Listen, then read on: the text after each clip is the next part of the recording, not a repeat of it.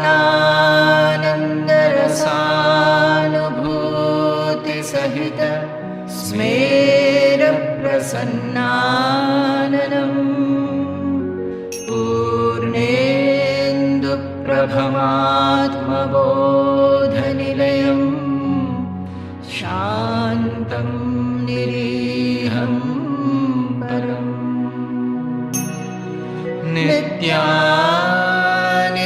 vichārasāracaturam nirmatsaram pavanam Shri Bhoomanandamaham natosmi Kalitanandam param shreyase. And the grossness it perceives, is it actually physically there or only notionally there? हमारी भाषा समझते हैं क्या? थोड़ा बोलिए ना अच्छी तरह. See, grossness is an idea which my mind creates. It is inside the body. And all your gross bodies are presented in the mind and the mind experiences it. If all of you were to enter my physical body physically, do you think my body will remain there? So all of you are there and I am here. We have not interfered with each other. But I experience all of you with the color of your skin, color of your dress, the bulk of your body, the place in which you sit, everything I can say from here. So am I not experiencing you? Huh? This experience is inner or outer? Inner means it is subtle, sukshma. So the sukshma mind, can it produce a sthula body? Our body is born of the body of the mother. My mother had a sthula body, so she has delivered the sthula body.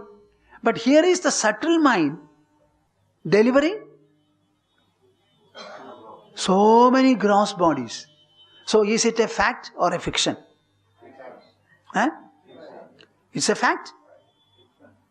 So all of you are physically inside me. Arey, you are there and I am here. And I am experiencing all of you inside my body. Everyone. See, let somebody walk towards X. I will say he is walking. And when he touches the body, I will say he has touched the body just now.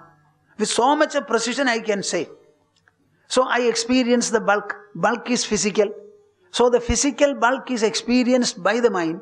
So the mind notionally produces everything. It does not physically produce. Itself it is not a physical product. Am I clear or not? At least some of you should understand me. This is my very, very special convincing argument. I can conquer the whole world with this argument. All the physicality that I am experiencing is the physicality notionally produced by the mind. The mind cannot produce anything physical at all, but I am experiencing everything physical. If the subtle mind produces the physical experiences, are the physical dimensions true or untrue? This is the fact. This is the fact. Padidam bhavabdhau. We are enmeshed by such a world. It is not escapable. If you start thinking about it, our life is interactional. Our life is interactional. In the interactional life, the world remains an object. And it is our mind, the subject, that makes the world an object. So the interactions are proceeding from me. They are subsisting on me. They are terminating and concluding in me. So is there anything at any point of time other than mental? Ma'amuddharatmiya kataksha drishtya. Please cast your gentle, merciful glance on me. That's all what we want. Nothing else. You know, your parents are looking at you. So many relatives are looking at you. In all their looks, you tell me, is there at any point of time something called devotional grace or spiritual majesty. Boliye na. When the mother is looking after the child, the physical mother, looking at the whole physical child, only to be enmeshed in physicality. No thought of spirituality is there. You are my son, you must give me water at the time of death. And after my death, you should do me my pinda and udaka kriyas. The mother is saying this. The father is saying this. Where is that gentleness? Where is that gracefulness? Where is that compassion? All of them are traveling in the same boat. The parents are as much mortal as the child is mortal.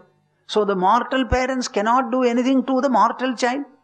Whereas a seer, a knower, a sagely person who has realized the self, he will look at every one of you only to bring about purity, grace, sublimity, elevation, expansion, selflessness.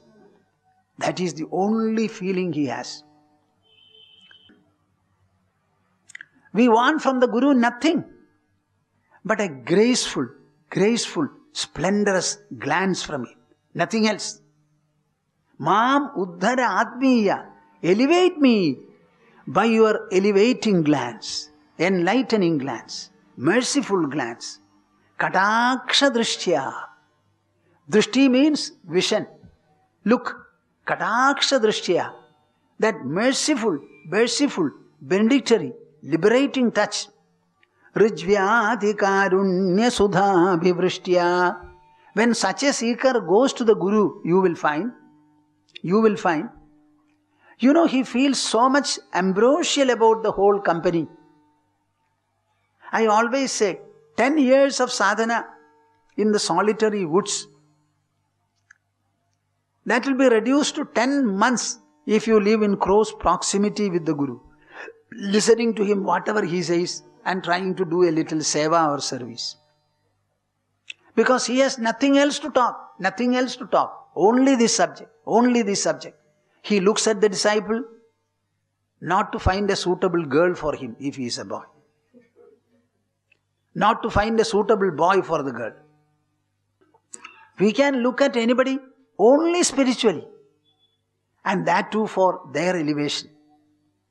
Mam uddhara, elevate me, atmiya kataksha drishtya, by a spiritually merciful, auspicious look of yours. Rijvyadi, a straight glance. Rijvya, adhikarunya sudha bhivristya. In your look I find nectar is falling. Like the clouds are shedding rain, your looks are shedding nectar. That nectarine look, and grace me with such nectarine looks, he says. My dear souls, this is the culture of this land. I would like every one of you to learn this verse. And tell everybody whom you know, primarily the family members and the rest. This is the culture. And this is what a lady writer to me says, that people are prostrating before you. Why don't you prostrate before them? See?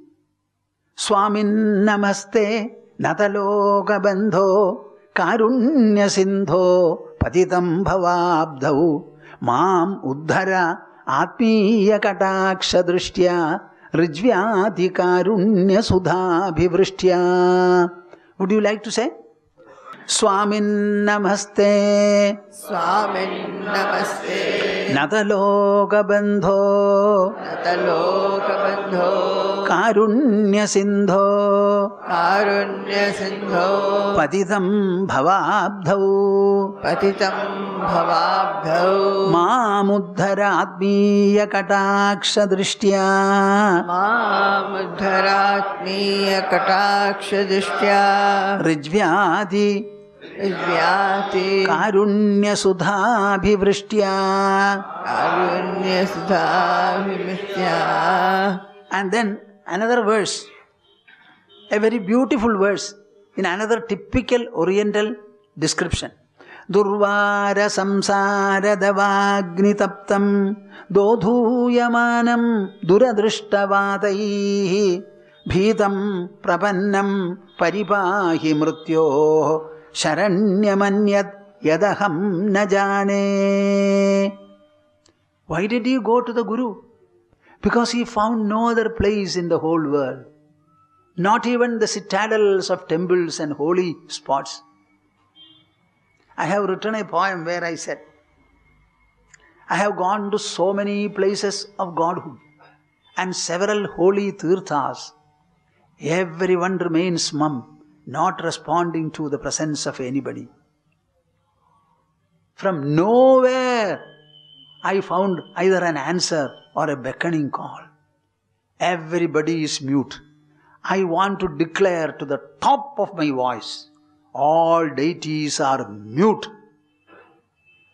While thousands go there, no deity ever knows that they have gone.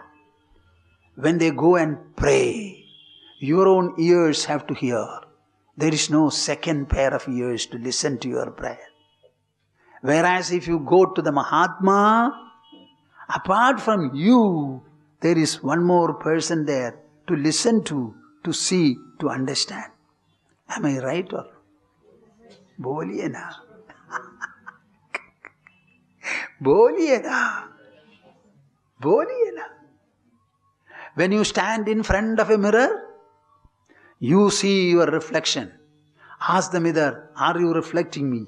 Will you get an answer? Huh? Everything we are doing. And the mirror is our creation. There is nothing like a mirror created by nature. Glass is our chemical product, physical product. And we have coated mercury, we have framed it, we have put it on the wall. We go and stand in front. Then the mirror is asked to reflect. Poor mirror reflects. But he doesn't know. This is what Prahlada says in Srimad Bhagavatam.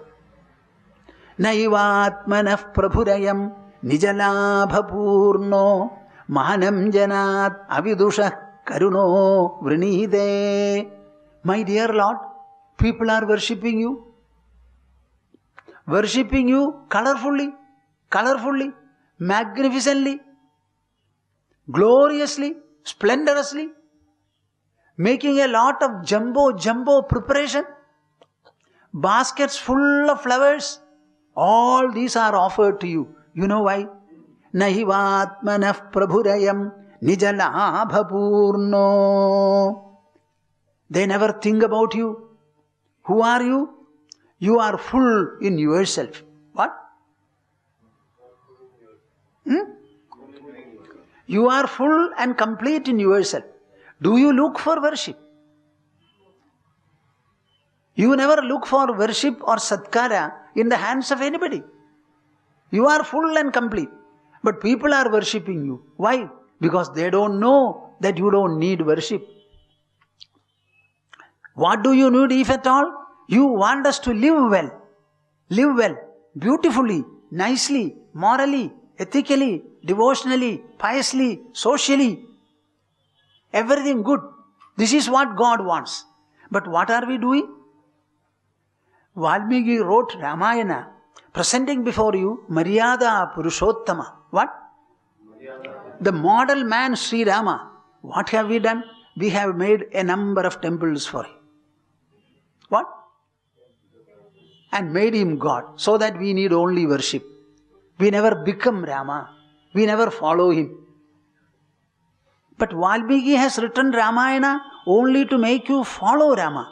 Imbibe the Sri Rama elements in you. The truthfulness, the honesty, the sacrifice, the goodness, the benignness, the austerity, everything of Rama. But all these things, we only worship. Blessing bas ho gaya. I think Valmiki would be very displeased looking at the Rama temples here. He wanted Rama to be in everyone. A degree of Ramatva everybody should have. That is why he has presented before you the prince and the king Rama. He has never presented a god Rama before you. Only the prince and king Rama. Nothing else is mentioned there. There is no ascetic Rama. There is no sannyas in Rama. Nothing like that. He was only a prince and he was only a king. Similarly, Naivatmanah prabhurayam nijalabhapurno manam janat avidushaha karuno vrinide. People are adoring you, honoring you, showering a lot of satkara, respect, colorful studis and whatnot. Why? Avidushaha. Say that. Avidushaha. Because they don't have the right knowledge. They don't think about whether God needs anything from us. So a question arises. If this is the fact, why is this hoary tradition in our land? We are doing a lot of worship. We ourselves are in charge of about 7 temples in Kerala. All of them, the people were not able to rebuild, renovate and continue, so they've entrusted the management to us and we are running. And I am very particular that the temple institution should flourish in the land. But that does not stop me from evaluating it. See, this evaluation is necessary and I am making this evaluation for devotees, not for the non-devotees. So why is this pratha here? What is the reason?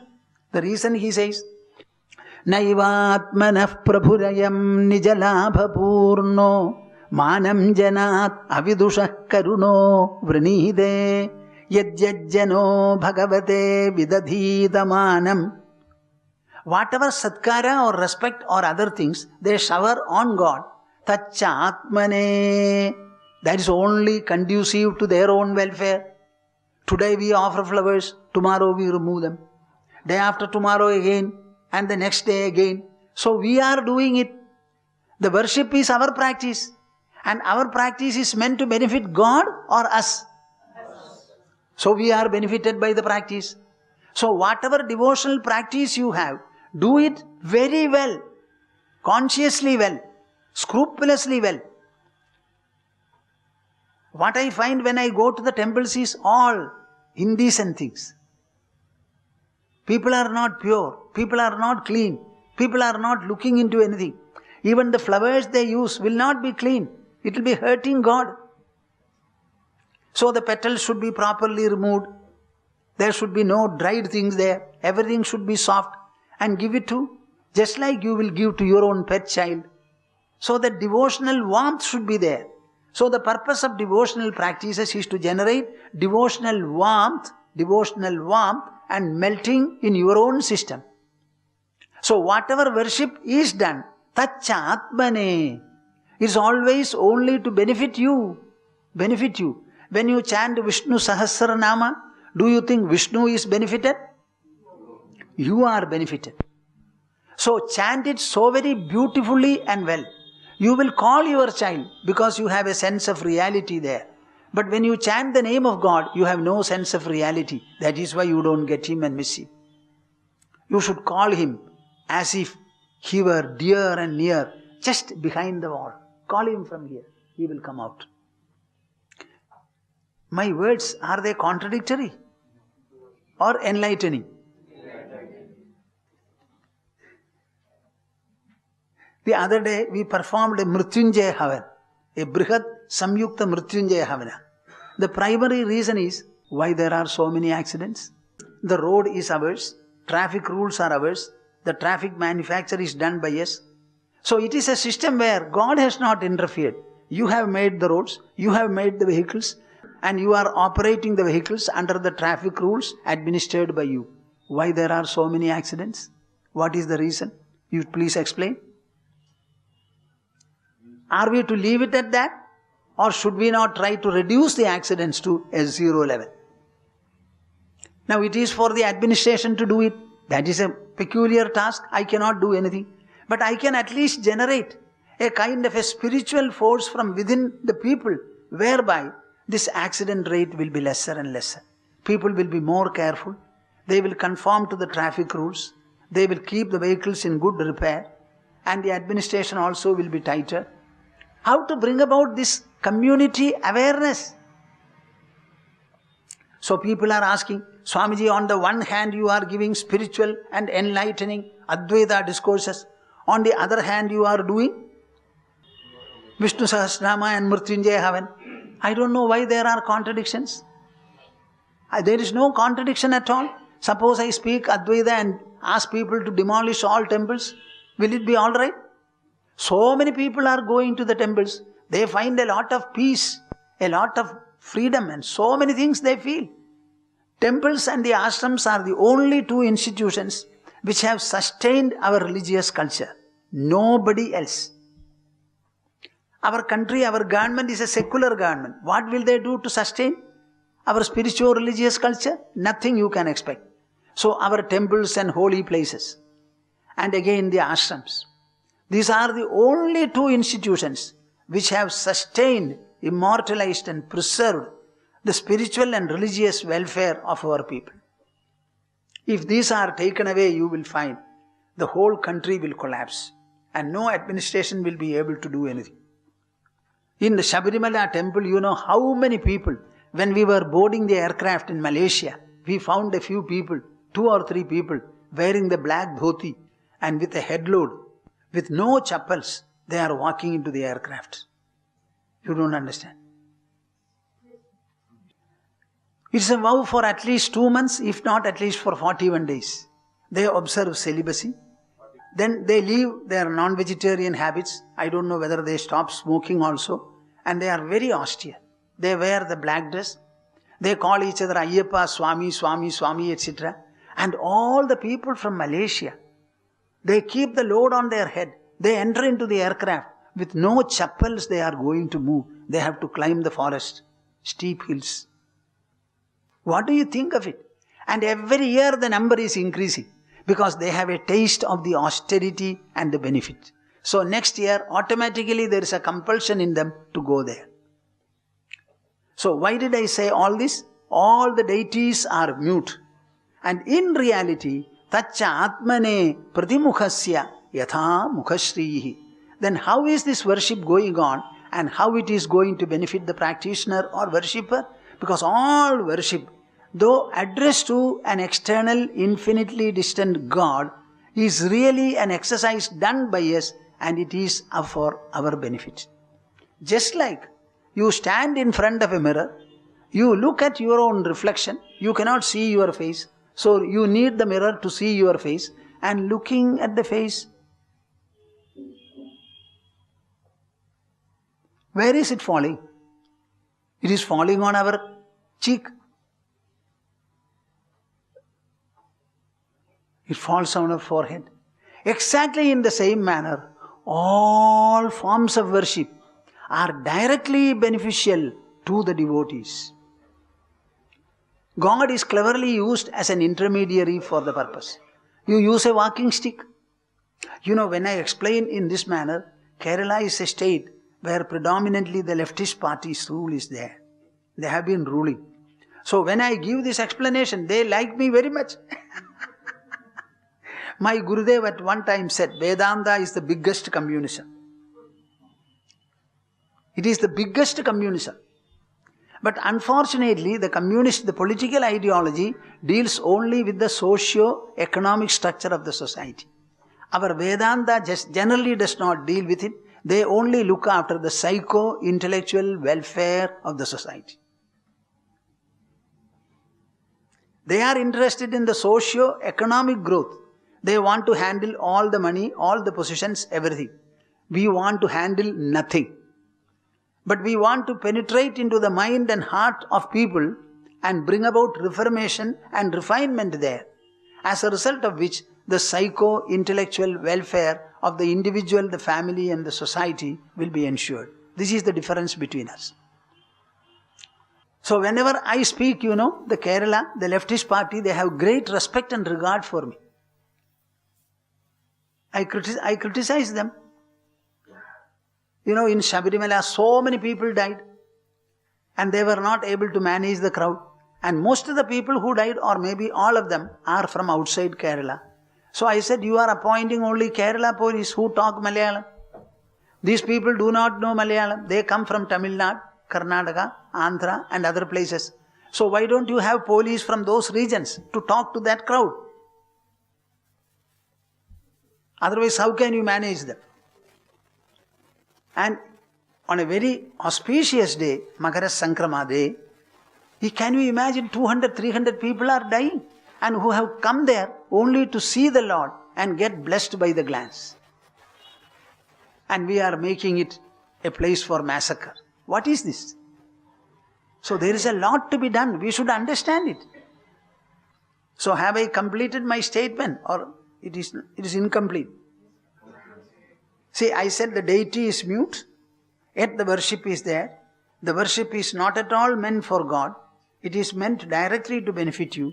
But you cannot adore yourself or praise yourself. So you are praising God. But the praising and uttering words are coming from your mind. Though you are speaking about the glories of God, they come from your mouth. They come from your mind. So the glories are implanted in your mind and you become glorious if you do the worship properly. Am I clear? No. Confusion hai kya?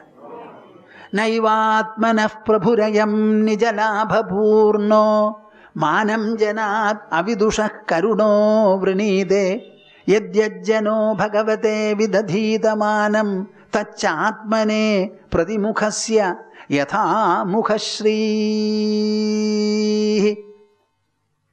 That little Prahlada, 7-year-old Prahlada, folding his hands, standing before Narahari, he praises him with 43 verses.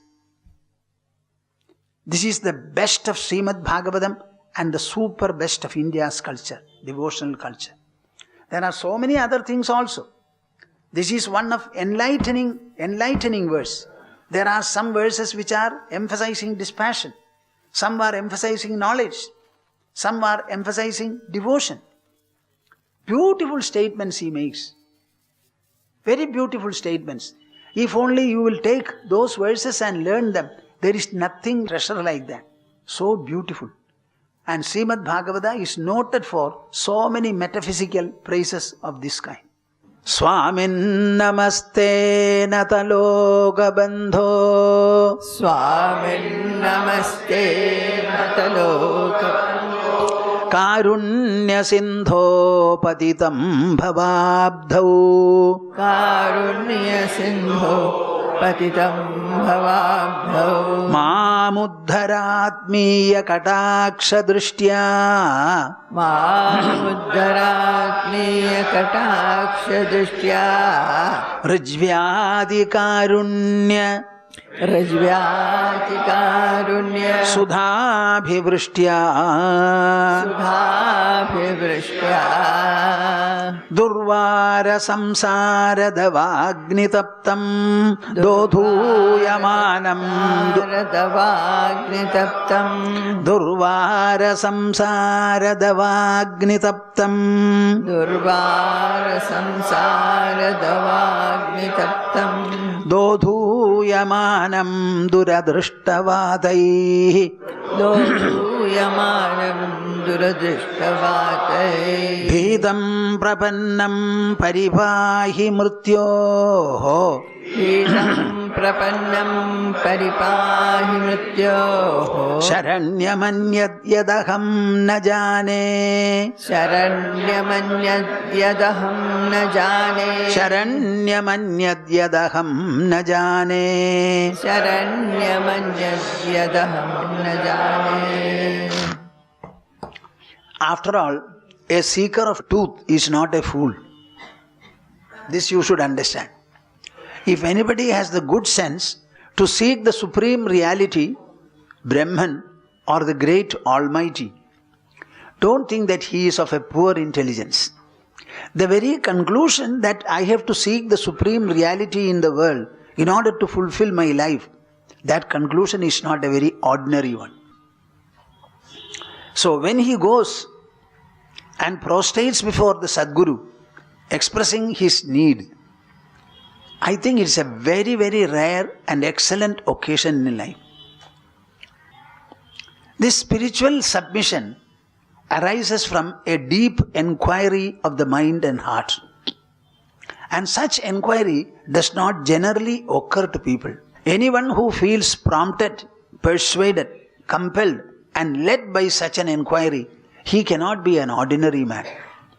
So his personality dimension will be very high, and he will be a man of great quality.